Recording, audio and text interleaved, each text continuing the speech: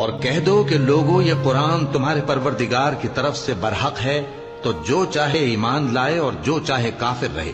ہم نے ظالموں کے لیے دوزخ کی آگ تیار کر رکھی ہے جس کی قناتیں ان کو گھیر رہی ہوں گی، اور اگر فریاد کریں گے تو ایسے کھولتے ہوئے پانی سے ان کی داد رسی کی جائے گی جو پگھلے ہوئے تانبے کی طرح گرم ہوگا اور جو ان کے چہروں کو بھون ڈالے گا۔ ان کے پینے کا پانی بھی برا اور آرام گاہ بھی بری۔ اور جو ایمان لائے اور کام بھی نیک کرتے رہے تو ہم نیک کام کرنے والوں کا اجر ضائع نہیں کرتے۔ ایسے لوگوں کے لیے ہمیشہ رہنے کے باغ ہیں جن میں ان کے محلوں کے نیچے نہریں بہ رہی ہیں، ان کو وہاں سونے کے کنگن پہنائے جائیں گے اور وہ باریک دیبا اور اطلس کے سبز کپڑے پہنا کریں گے